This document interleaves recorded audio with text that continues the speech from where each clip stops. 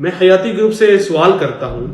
میرا مقصد سب کی اصلاح کرنا ہے, کسی کو گندا کرنا نہیں ہے, پہلے یاد رکھنا. سب سے پہلے حیاتی گروپ کہتا ہے کہ ہم نبی صلی اللہ علیہ وآلہ وسلم کو ان کی قبر مبارک کے اندر حیات مانتے ہیں. تو یہ قرآن کی ایک آیت کا انکار کر رہے ہیں, کل نفس ذائقۃ الموت, ہر نفس نے موت کا ذائقہ چکھنا ہے. ہاں, بعض احباب کو اپنی اصلاح سے زیادہ دوسروں کی اصلاح کی فکر ہوتی ہے, اور وہ دوسروں کی اصلاح میں اتنے مصروف ہوتے ہیں کہ اس دوران انہیں اپنی اصلاح کی فرصت ہی نہیں ملتی, وقت ہی نہیں ملتا. در حقیقت دوسروں سے زیادہ انہیں اپنی اصلاح کی ضرورت ہوتی ہے, اور بہتر یہی ہوتا ہے کہ انسان پہلے اپنی اصلاح کر لے اور پھر دوسروں کی اصلاح کی طرف جائے. اللہ تعالیٰ نے قرآن مجید میں ارشاد فرمایا, وَلَا تَقُولُوا لِمَن يُقْتَلُ فِي سَبِيلِ اللَّهِ أَمْوَاتٌ بَلْ أَحْيَاءٌ وَلَٰكِن لَّا تَشْعُرُونَ. اور اسی طرح ایک اور مقام پر بھی اللہ تبارک و تعالیٰ نے شہدائے کرام کے بارے میں ارشاد فرمایا کہ انہیں مردہ نہ کہو بلکہ یہ زندہ ہیں اور تمہیں ان کی زندگی کا شعور نہیں. اور دوسرے مقام پر فرمایا, وَلَا تَحْسَبَنَّ الَّذِينَ قُتِلُوا فِي سَبِيلِ اللَّهِ أَمْوَاتٌ, کہ ان کے بارے میں گمان بھی نہ کرو موت کا. حالانکہ ہمارے سامنے جب کوئی بندہ شہید ہوتا ہے ظاہری طور پر اس میں روح موجود نہیں ہوتی, لیکن قرآن نے کہا کہ تم اس کے بارے میں گمان بھی نہ کرو. اہل سنت کے نزدیک جس طرح شہید زندہ ہیں, انبیاء کرام کی حیات شہداء کی حیات سے اعلیٰ و ارفع ہے.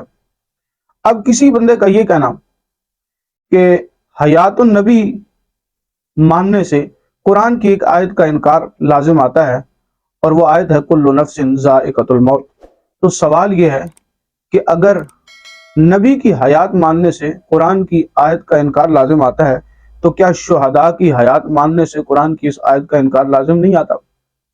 اور اگر بعد از وفات آیات نہ مانی جائے تو قرآن کی ایک نہیں دو آیات کی نفی لازم آتی ہے, دو آیات کا انکار لازم آتا ہے.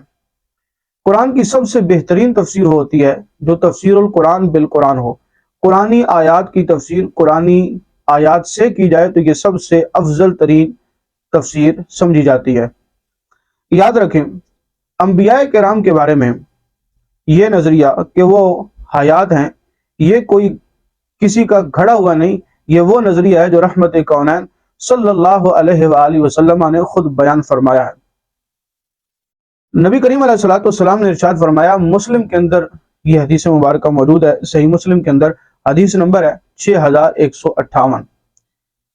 نبی رحمت صلی اللہ علیہ وسلم ارشاد فرماتے ہیں, مررت علی موسیٰ, میں جناب موسیٰ علیہ السلام کی قبر کے پاس سے گزرا, وَهُوَ يُصَلِّي فِي قَبْرِهِ, آپ اپنی قبر میں نماز ادا فرما رہے تھے. اب اس میں دو چیزیں ہیں, ایک یہ کہ جناب موسیٰ علیہ السلام زندہ تھے, نمبر دو کہ آپ نماز پڑھ رہے تھے اپنی قبر کے اندر. یہ صحیح مسلم کی روایت ہے 6158. تو یہ نظریہ تو رحمت کونین صلی اللہ علیہ وآلہ وسلم نے خود عطا فرمایا کہ میں جناب موسیٰ علیہ السلام کی قبر کے پاس سے گزرا, وَهُوَ يُصَلِّي فِي قَبْرِهِ, وہ اپنی قبر کے اندر نماز ادا فرما رہے تھے. اب یہ نظریہ تو کسی کا گھڑا ہوا نہیں, اس لیے کہا جاتا ہے کہ قرآن و حدیث کو فہم صحابہ کے مطابق سمجھا جائے, جس طرح رسول اللہ کے صحابہ نے سمجھا ہے قرآن کو ویسا سمجھا جائے. کا ذائقہ چکھنا ہے.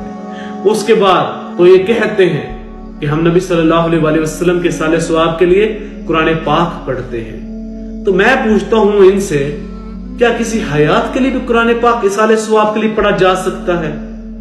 اور میں جب ان سے یہ پوچھنا کہ اگر نبی زندہ ہیں تو ان کو ایصال ثواب کیسے ہو سکتا ہے, کیا زندوں کو بھی ایصال ثواب ہو سکتا ہے؟ تو بالکل ہو سکتا ہے. پہلی تو بات یہ ہے کہ یہ کوئی بات سوا اعتراض ہے نہیں, اور اگر کوئی کر بھی دے تو زندوں کو بھی ایصال ثواب کیا جا سکتا ہے. دلیل ابو داؤد کی حدیث نمبر 1810, ترمذی کی حدیث نمبر 930, نسائی کی حدیث نمبر 2621 اور ابن ماجہ کی حدیث نمبر 2906. ان تمام احادیث مبارکہ کے اندر یہ بات موجود ہے کہ رحمت کونین صلی اللہ علیہ وسلم کی بارگاہ کے اندر حضور نبی رحمت کا ایک غلام حاضر ہوا اور عرض کی, یا رسول اللہ, میرا والد بوڑھا ہو چکا ہے, وہ حج اور عمرہ نہیں کر سکتا, بیمار ہے. رحمت کونین صلی اللہ علیہ وسلم سے اجازت طلب کی کہ کیا میں ان کی طرف سے کر سکتا ہوں؟ تو رحمت کونین صلی اللہ علیہ وسلم نے اس کو اجازت دی. تو اگر زندہ کو کوئی ثواب یا ایصال ثواب نہیں کر سکتے اور انہیں ثواب نہیں پہنچتا، تو نبی رحمت صلی اللہ علیہ وسلم نے تو صحابی کو اجازت دی کہ تو اپنے والد کی طرف سے حج اور عمرہ کر لے، اور اس کا والد زندہ تھا، تو اسے پتہ چلا کہ اگر حیات ابھی وفات سے پہلے والی بھی حیات ہو تو اس کے اندر بھی اس کے لیے ایصال ثواب کرنا حدیث مبارکہ سے ثابت ہے۔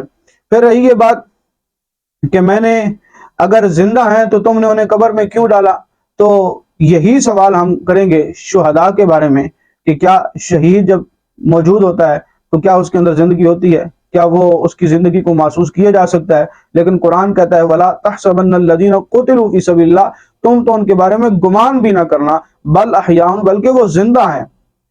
تو کیا شہید کو دفن نہیں کیا جاتا؟ کیا شہید کا جنازہ نہیں پڑھا جاتا؟